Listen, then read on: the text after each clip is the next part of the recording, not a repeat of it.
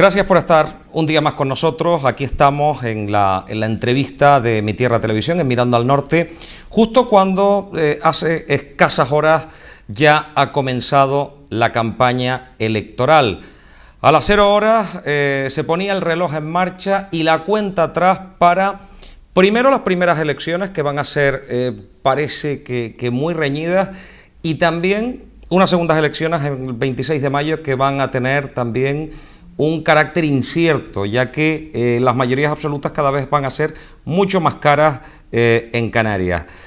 Saludamos hoy al número 3 del Partido Popular en Canarias, el coordinador del Partido Popular en Canarias, también candidato a la presidencia del Cabildo Insular de Tenerife. Intentará también revalidar su cargo al frente de la alcaldía de Puerto de la Cruz y en estos momentos, además, alcalde de la ciudad turística. Lope Afonso, gracias por estar con nosotros. Un placer, Daniel. Buenas noches. Se van 4 años, cuando queda ya poquito para que este mandato acabe, ¿cuál ha sido su experiencia al frente de la alcaldía? Se van y se van históricamente rápido. Para el Partido Popular ha sido algo histórico. Ha sido histórico para el partido y ha sido muy gratificante en lo personal, aparte de exigente, que también lo ha sido, pero tener el honor, la suerte de poder representar al más alto nivel a tu municipio, a tus convecinos, es una experiencia única. Algo que evidentemente ha colmado ya de sobra cualquier aspiración que puede tener. Creo que es la mejor responsabilidad que se puede tener en la vida política y pase lo que pase a partir del 26 de mayo, yo al menos esta experiencia la guardaré siempre con todo el cariño y el mejor recuerdo posible. Va a ser usted doblete tanto al Cabildo de Tenerife como al Ayuntamiento de Puerto de la Cruz. Hay quien dice que cómo va a poder defender la aspiración en las dos instituciones que además son muy importantes. ¿Cómo lo va a hacer? Principalmente queriendo, con ganas. Porque casi seguro que usted va a tener las dos actas, la del Cabildo y la del Ayuntamiento. Bueno, es una posibilidad, creo que bastante factible, efectivamente, pero yo no me limitaría solamente a aspirar a conservar el acta representando a las dos instituciones, como consejero y como concejal. Me gustaría, efectivamente, tener la opción primero de dar continuidad al trabajo que se ha hecho en el Puerto de la Cruz en este mandato. Han sido 4 años intensos, como decía antes, pero que han dado pie a que se puedan obtener soluciones a problemas históricos que tenía la ciudad, desde el financiero hasta de infraestructuras y de planificación, que por las circunstancias que fueran se habían quedado pendientes. Pero si a eso le sumamos que otra reivindicación histórica que tenía el puerto y por extensión el norte de Tenerife, que era la falta de apoyo económico de otras instituciones, principalmente del Cabildo, es verdad que hemos sentido, al menos en el Puerto de la Cruz, un poco más cerca a la institución insular en estos 4 años. Pero no es suficiente. Creo que si queremos tener una isla equilibrada de verdad, donde los que vivimos en el norte sintamos que tenemos los mismos servicios que tienen en la zona metropolitana y estos los que tienen en la zona sur, hace falta un cabildo que realmente lidere la política de la isla y que no se dedique a gastar energías en confrontaciones innecesarias ni tampoco a destinarla a extravagancias. Y creo que en este caso la visión municipalista que se puede aportar desde un ayuntamiento como el Puerto de la Cruz, capaz de superar estas dificultades en poco tiempo, capaz de superar también enfrentamientos políticos que habían generado también división social, pues es una buena visión para guiar los próximos años de la isla. Por tanto, creo que con ese espíritu es compatible, al menos yo que he tenido en este caso la suerte de tener el encargo de mi partido de hacer frente a los dos retos, pues voy a dar lo mejor que tenga, eso se lo puedo asegurar a todos los telespectadores que nos estén viendo en este momento, de que la entrega va a ser completa y que al menos espero que la experiencia de estos años en el puerto me sirva también para poder impregnar la política insular de esas premisas. Por primera vez en muchas elecciones que yo he vivido, es real que se pueda producir un cambio en el partido que ostenta la presidencia en el Cabildo Insular de Tenerife. El desgaste que ha sufrido en este mandato al frente de la institución Coalición Canaria ha sido letal. La falta de dar soluciones al ciudadano de a pie, y el Cabildo ha sido vital para poder dar esas soluciones donde no llegan los dineros para poder hacer obras importantes en los ayuntamientos, y ha sido una queja continua y constante. Pero claro, en caso de no haber mayorías, y lo hemos visto con el PSOE, que también se vendía como la alternativa, terminó pactando con Coalición Canaria. En el caso de que ustedes fueran necesarios para garantizar la gobernabilidad, imagino que no me dirá, no pactaremos con Coalición Canaria, pero si tuvieran que pactar, ¿cómo serían esas condiciones? A mí los eslóganes fáciles no me han ido nunca y por tanto no me van a escuchar, ni en esta entrevista ni en toda la campaña, hablar de no pactaré con. Afortunadamente aquí no se presenta Bildu, que es con los que yo descartaría pactar radicalmente. Pero se presenta Podemos. Y Podemos, evidentemente, me separa un abismo. En alguna cosa de interés general podríamos llegar a acuerdos, como ha pasado en este mandato en el puerto, con su marca blanca aquí, que es Asamblea Ciudadana Portuense. Pero en cuanto a las políticas importantes para la isla, yo creo que evidentemente me puedo entender con las formaciones constitucionalistas que tengan sus principios y valores claros. Pero en todo caso, aunque sea recurrente, yo quiero reivindicar que aspiro a ser la primera fuerza política en la isla. Justamente por lo que decías en la introducción, Dani, porque realmente no es que el desgaste se lo tenga que llevar solamente quien ha ostentado la presidencia, que es verdad que coincide con que la ha ostentado por décadas en la isla de forma continuada, pero en estos últimos años en los que hemos dispuesto especialmente de mejores recursos y de más oportunidades y no hemos resuelto esos grandes problemas que tiene la isla, quien ha gobernado, no lo olvidemos, es Coalición Canaria y el Partido Socialista. A pesar de las desavenencias que han escenificado, a pesar de que el PSOE en momentos puntuales haya querido escenificar una división que finalmente no ha servido absolutamente de nada, sino de tomadura de pelo para todos los ciudadanos de Tenerife, que hemos visto con estupor cómo se comportaban como aquel dúo argentino que se dedicaba a la canción, a Pimpinela, que salían al escenario a escenificar una ruptura, pero eran hermanos en la realidad. Bueno, aquí ha pasado algo parecido. Y entre los dos han conseguido este estancamiento de las políticas importantes para Tenerife. Por tanto, frente a esa dualidad que han representado Coalición y PSOE, está el Partido Popular. Un partido que se va a presentar al Cabildo con una candidatura renovada, pero también con una experiencia de gobierno contrastada en muchos sitios. Y no solamente en el ámbito nacional ya, también en municipios donde muchos de los que vamos a llevar esa mirada municipalista al Cabildo la tenemos respaldada por la gestión. Y sabemos dar, creo, con las teclas para hacer una gestión eficaz, pero basada en prioridades.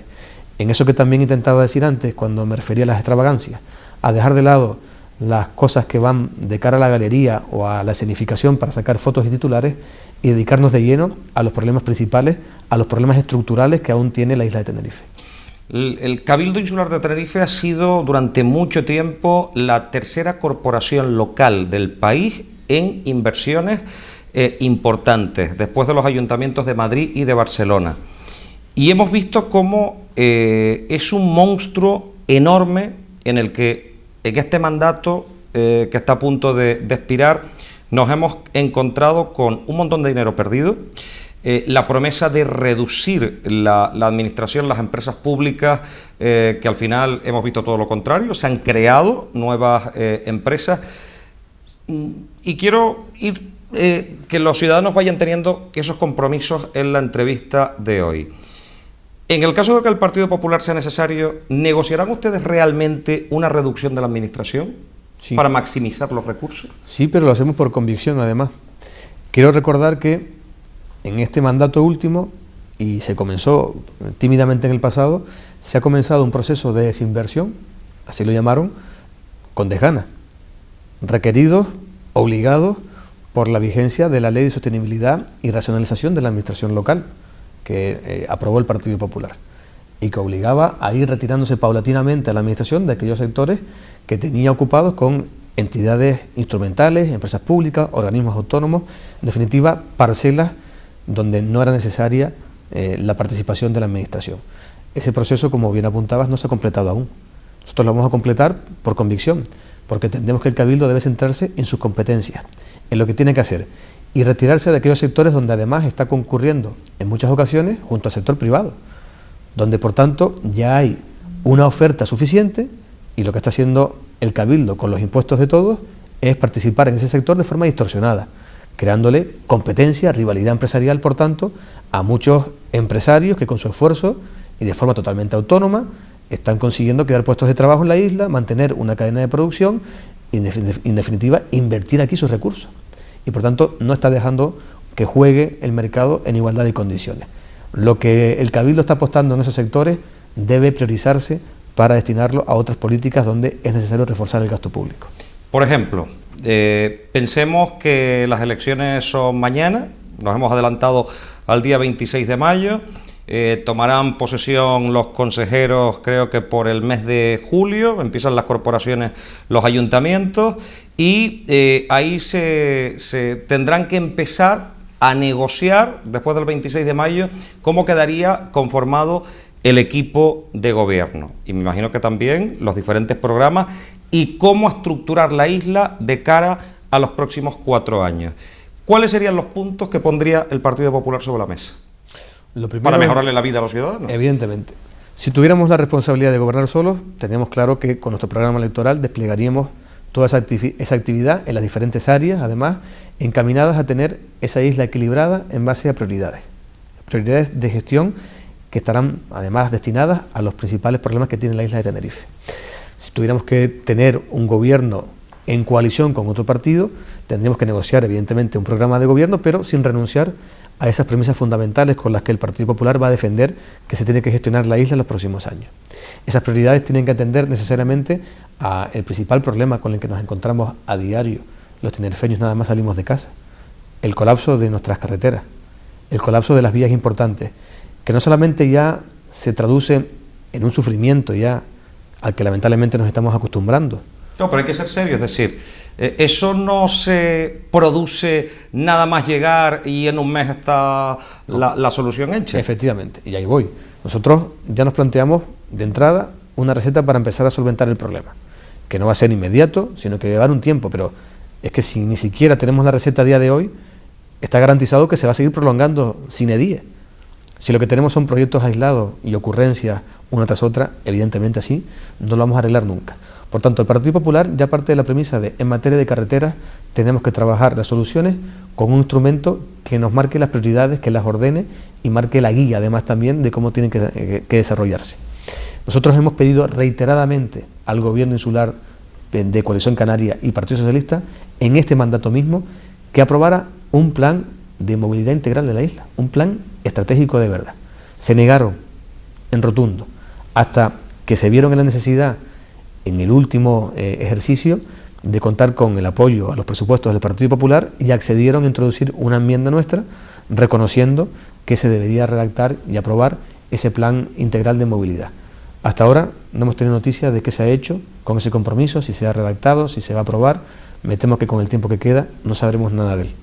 Pero ese instrumento es necesario, debe ser la piedra angular en la que se base la inversión futura del Cabildo en esa carretera, tanto en las inversiones que le competen al Cabildo, en vías de titularidad insular, como pueda ser aquellas en las que ha intentado intervenir, porque recordemos que muchas de las cuestiones que a día de hoy están lastrando la credibilidad de la política del Cabildo dependen de ofrecimientos que hizo el presidente Carlos Alonso a los tinerfeños, de ser él el que resolviera los problemas que no sabía resolver el Gobierno de Canarias, y que a día de hoy tampoco han conseguido ningún grado de eficacia, ni siquiera tener un proyecto serio aprobado en materia de carril bus-vago, de ampliación de cualquier carril de la TF5 de los que se ha planteado. En definitiva, no hay ninguna solución que se haya concretado. ¿Y de qué sirvió todo aquel aspaviento, todas aquellas soluciones, todos aquellos ofrecimientos? Pues lamentablemente se quedó en usar al Cabildo, en este caso de estilete, contra la consejera de Obras Públicas del momento, que era del PSOE, aliado de Coalición Canaria en el Gobierno de Canarias, pero al que querían derribar como fuera para conseguir sacar del gobierno, como pasó finalmente pues al año y medio del inicio de la legislatura. Pero poco más sirvió.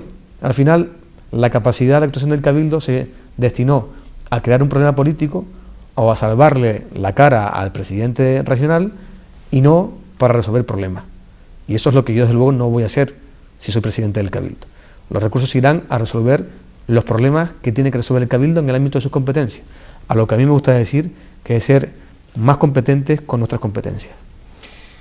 Lo uno, con esos problemas que citaba, que quizás no eran del Cabildo, pero que los asume el Cabildo, como puede ser la TF5, la TF1, que también tiene problemas, los propios problemas que tiene el Cabildo con el tema de movilidad de la isla, con el tema de los asfaltados en ciertas zonas de la isla, o la propia empresa pública, TITSA, que hemos visto que ha sido un auténtico desastre y se han visto obligados a dar marcha atrás, pero ahora es un auténtico caos.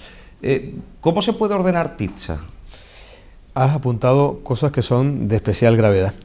Especialmente aquí, estoy seguro que nos va a estar viendo mucha gente de la comarca de Acentejo.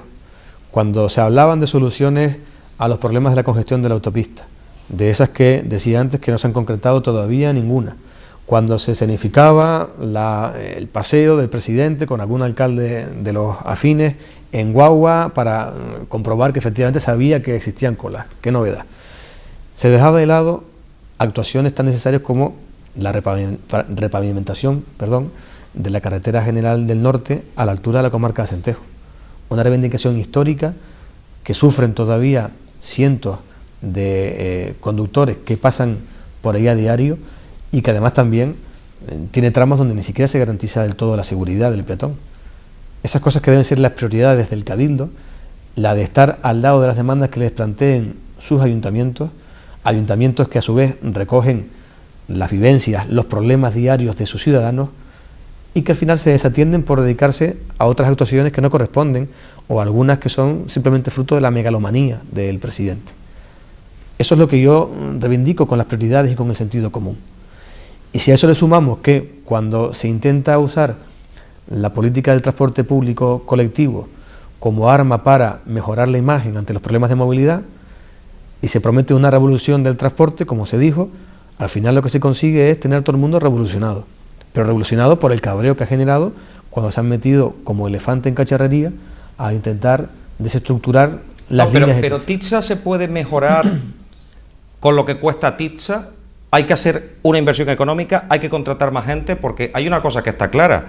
Hay unas líneas que funcionan y que tienen una periodicidad más o menos aceptable, pero hay gente que me estará viendo en muchas zonas alejadas de los núcleos urbanos, donde una guagua pasa cada 2-3 horas o no vuelve a pasar durante todo el fin de semana. Y eso es lo que suele decir. Dice, es que el servicio es deficitario. Yo creo que el servicio es deficitario en toda la isla, pero para eso están los medios de comunicación, en este caso los medios públicos, ¿no? Es que es un servicio deficitario por naturaleza. Hay que recordar que TITSA, empresa pública del Cabildo, opera en régimen de monopolio en el transporte por carretera insular.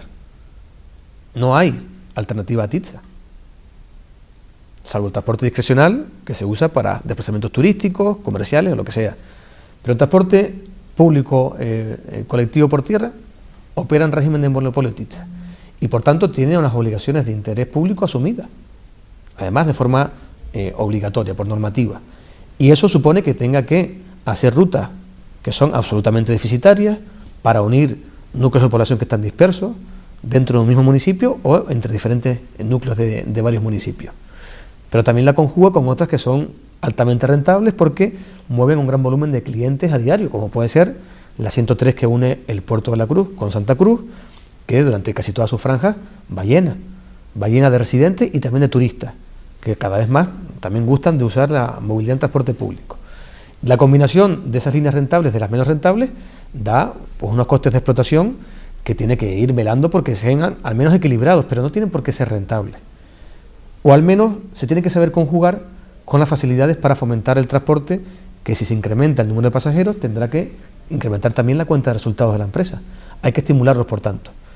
No se estimulan, al menos los hechos nos dan la razón cuando decimos que no se estimulan, cuando se trastocan las líneas que sí funcionan bien para crear varios transbordos con la excusa de hacer rentables los desplazamientos que se realizan entre varios puntos.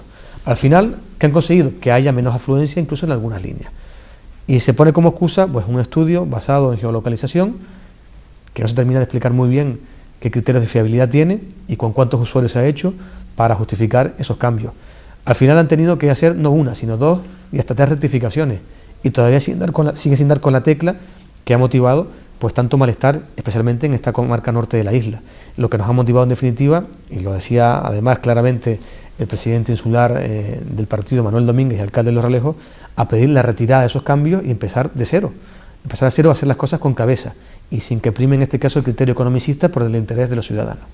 Entre esos problemas, el Cabildo también ha asumido la construcción de 2 centros sociosanitarios, uno en el norte, otro en el sur. No terminan de encajar para dar soluciones a los problemas de la gente, y hemos visto cómo el Cabildo, teniendo muy poquitas competencias en sanidad, pues ha comprado desde equipos y se ha gastado una pasta que a lo mejor no se ha gastado la Consejería de Sanidad, que es quien tendría que aportar todo eso.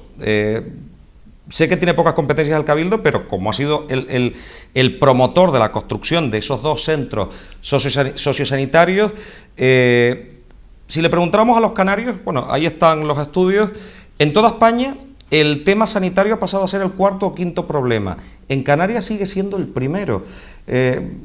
Como tiene usted responsabilidades también en el Partido Popular, siendo el número 3, ¿cómo mejorar la sanidad en Canarias? Pues haciéndola efectivamente eficiente. Tenemos magníficos profesionales, tenemos en conjunto un buen sistema de sanidad, pero está mal gestionado. Y eso lo demuestran los datos contantes y sonantes, no son ya invenciones de ningún partido político que quiera hacer política con la sanidad, sino simplemente datos objetivos. Nosotros hemos planteado un plan operativo integral en materia sanitaria, que permita que en Canarias se unifique la gerencia, porque a día de hoy hay criterios dispares en función no ya de la isla, sino de cada centro de la isla. Y eso hace que en algunos centros se arroje una cifra determinada, por ejemplo, de lista de espera media, que en otros en las mismas especialidades. Cuando, si es un sistema común en Canarias, que pagamos todos los canarios por igual, pues deberían tener criterios homogéneos. De esa forma, entre otras cosas, se contribuiría a que se homogenizaran las listas de espera, que no se utilizaran triquiñuelas para computar más o menos usuarios en espera y tener al menos, cuando menos, una sanidad con datos fiables. A partir de ahí, tenemos otra paradoja. Hemos contado en esta legislatura con los mejores recursos económicos para financiar la sanidad que nunca se han tenido. Y sin embargo, por contra, no se consigue bajar el promedio de la lista de espera, ni para intervenciones quirúrgicas ni para pruebas diagnósticas. ¿Qué está pasando entonces? Hay un problema de concepción de la gestión de nuestros centros hospitalarios, que se ve además pues incrementado cuando, en este caso, lo que se presumía colaboración entre gobierno y cabildo para la construcción de 2 hospitales, en el norte y en el sur, que aliviaran la presión que tienen actualmente de carga de trabajo los 2 de referencia de la isla, que son el universitario y el de Nuestra Señora de la Candelaria, al final, por no concebirlos como se esperaba, es decir, como verdaderos centros hospitalarios, sino como centros de atención especializada, pues con el consecuente engaño y disgusto de la población, hemos visto que no se ha aliviado la carga de estos, de los de la zona metropolitana, y sin embargo seguimos incrementando no solamente carga de trabajo allí, sino también desplazamientos desde esta zona hacia la zona metropolitana.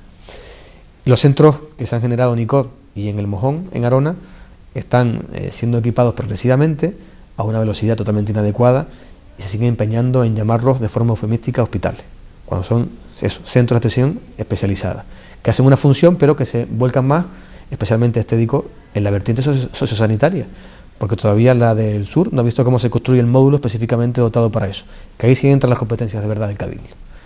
Y ahí nos vemos ante la falta de soluciones y ante la falta de planificación, ante medidas ciertamente chapuceras, como la de la compra por urgencia de un inmueble en Santa Cruz, que ha levantado encima la polémica que ha levantado, porque se pretendía hacer con cierta celeridad y algo de nocturnidad para pues ir directamente a la compra de un inmueble que no estaba preparado para ello y que encima era propiedad de alguien, como todo el mundo conoce, que históricamente se le ha atribuido cierta vinculación política.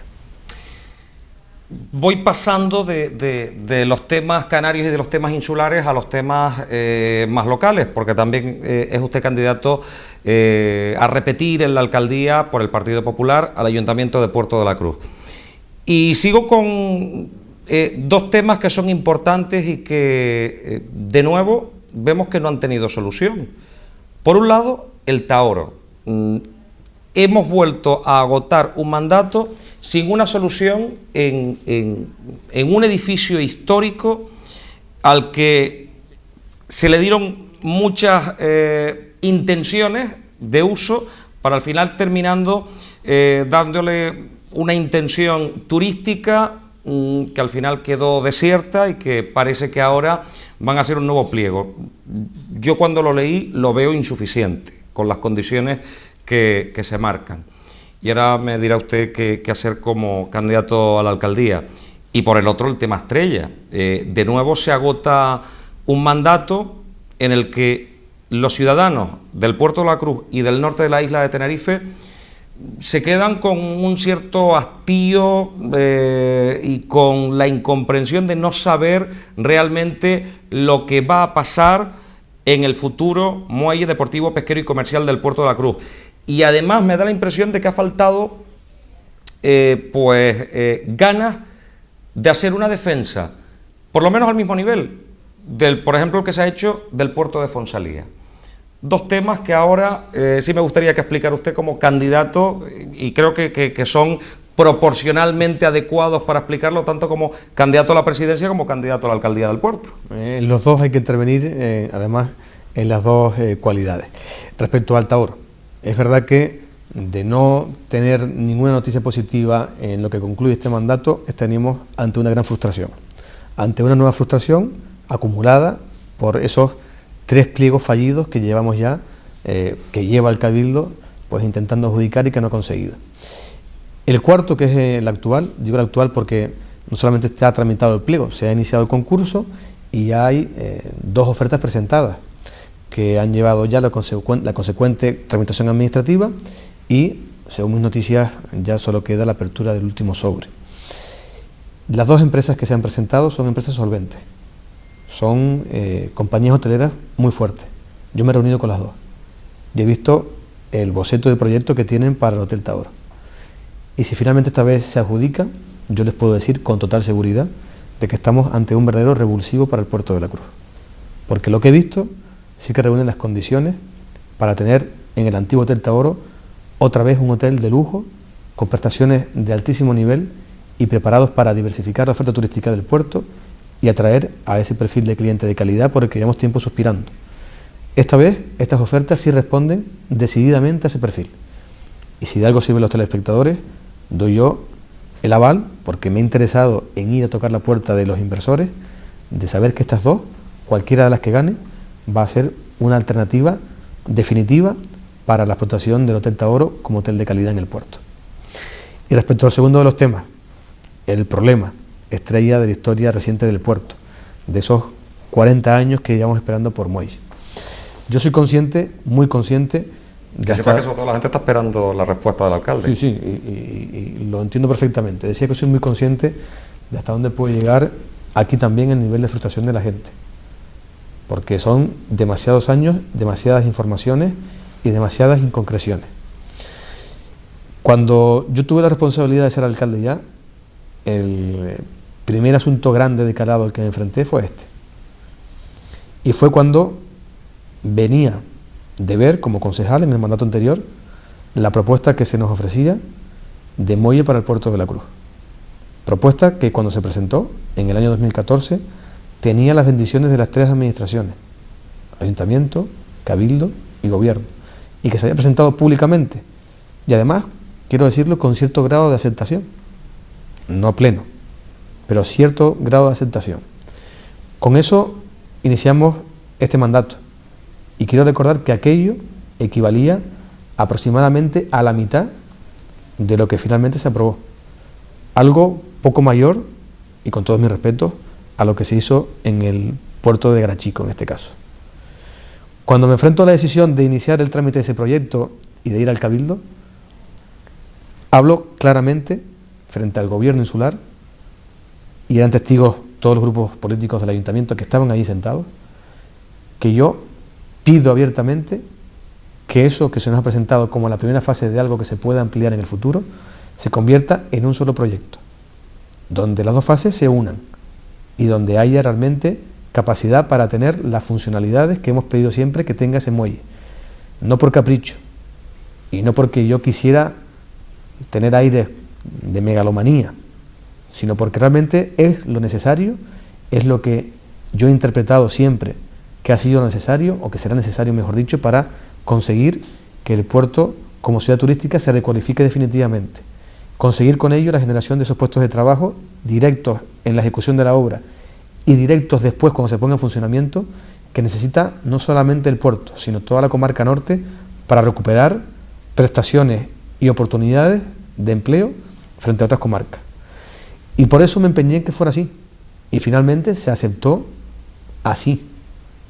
Lo tengo además presentado por escrito, por si alguien ahora, con el ánimo ya de sacar rentabilidad electoral, quiere arrogarse tanto. Y lo digo con total sinceridad y orgullo además de haber defendido el interés del puerto de esa manera.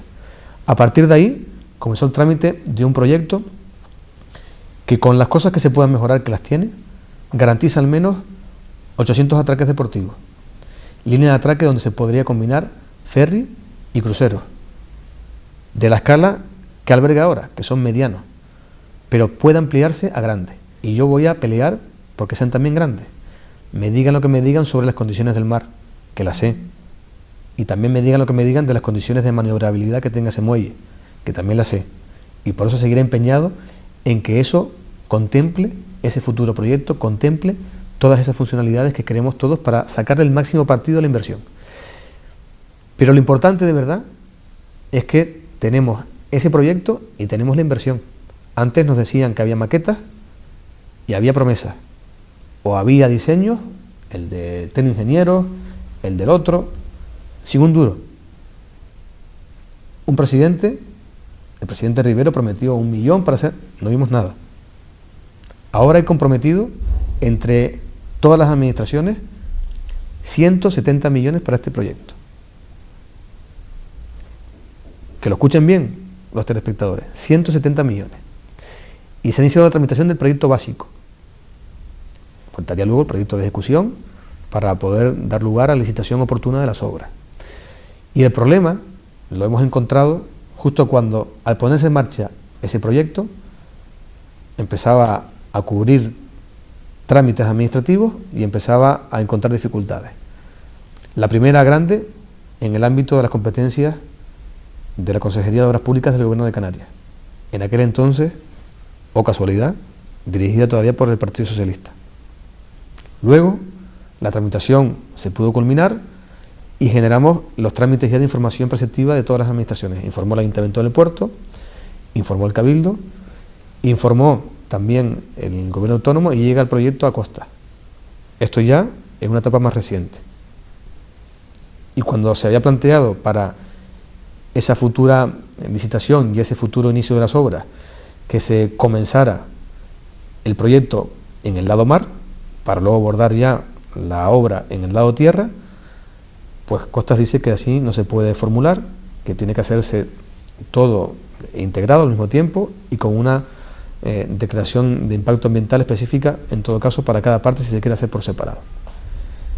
Y eso se conoce justamente, o casualidad por segunda vez, cuando gobierna en el ámbito del Estado el Partido Socialista. Y claro, yo no quiero presuponer ni mala fe ni nada raro, pero cuando lo pongo en relación a que justo en el mismo periodo, cuando entra a gobernar en el ámbito del Estado el PSOE, desaparece el 1 millón de euros con el que el Estado venía apoyando la renovación de espacios turísticos degradados en el puerto.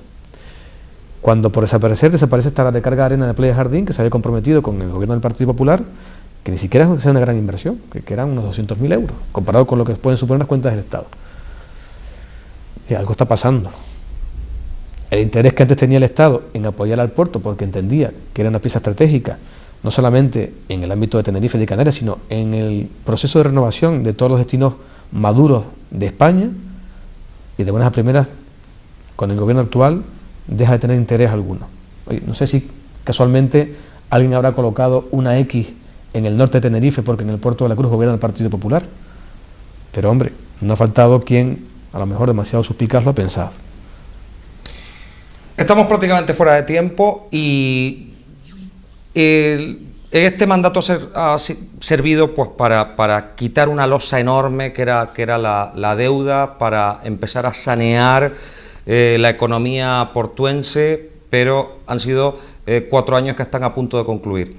Si los ciudadanos le dan la confianza, y vuelve a ser alcalde de la ciudad turística los próximos 4. Le pido 1 minuto y medio.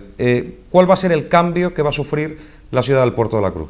Pues va a sufrir el cambio proporcional a una economía saneada y asentada, a tener menos presión fiscal, como hemos hecho ya en estos 2 últimos ejercicios, que la hemos reducido, y a completar las grandes infraestructuras que están pendientes en el puerto. Afortunadamente, en este tiempo en el que hemos pagado deuda, también hemos ido reprogramando los servicios, hemos ido cambiando algunos contratos de servicios y a día de hoy garantizamos una correcta prestación de servicios y en algunos casos con tecnología de vanguardia. En otros casos, la renovación de espacios públicos, aunque ha llegado tarde por dedicarle la mitad del tiempo prácticamente a la gestión económica y a la ordenación de la casa por dentro, ahora se empieza a ver con la renovación de zonas de rodadura desgastadas, con muchas calles asfaltadas y más que van a seguir llegando. Y completaremos todo ya ese conglomerado de actuaciones con la nueva piscina que va a tener el Puerto de la Cruz, que no va a ser una piscina cualquiera, que va a ser una piscina también de vanguardia en el conjunto de Canarias, con el Parque de San Francisco, cuya demolición ya ha comenzado a tramitar para licitar el consorcio de rehabilitación del puerto, y también con equipamientos nuevos que queremos añadir a la oferta municipal para que el puerto, como destino turístico, como ciudad, vuelva a ser ese destino competitivo, capaz de soportar los cambios del mercado con Brexit o sin Brexit, con pujanza de los destinos del norte del Mediterráneo, de África y de la cuenca mediterránea. El puerto por sí mismo tiene capacidad ya para seguir solo, tiene capacidad para generar más riqueza y empleo, y lo va a seguir haciendo para los portugueses y también para seguir ayudando y aportando al conjunto de la comarca norte de la isla. Hemos llegado al final, estamos en campaña electoral, ahí están los ciudadanos de Tenerife y también los del Puerto de la Cruz. Oficialmente ya puede usted pedir el voto. Pues a todos los vecinos del puerto y de Tenerife que nos están viendo, ahora con motivo de la campaña para las elecciones generales, quiero decirles que tienen que plantearse bien, reflexivamente, qué opciones pueden ustedes utilizar para depositar su voto. Y quiero decirles abiertamente que frente a las situaciones que se pueden dar de experimentos, de formaciones que han prometido que van a tener algo relacionado con la nueva política, como han querido llamar, y que al final se han acabado convirtiendo en parte del paisaje más de lo mismo, está una formación política con experiencia, que es predecible y que aplica siempre los mismos criterios de gestión eficaz para garantizar la sostenibilidad de las cuentas públicas y con ello la generación de riqueza y empleo para los ciudadanos. Una formación política como el Partido Popular, que aparte de esa experiencia aporta seriedad y rigor y que aporta convicciones, que no se va a entregar al separatismo ni al comunismo para gobernar este país, que lo va a hacer con cabeza y con corazón, pero aplicando principios.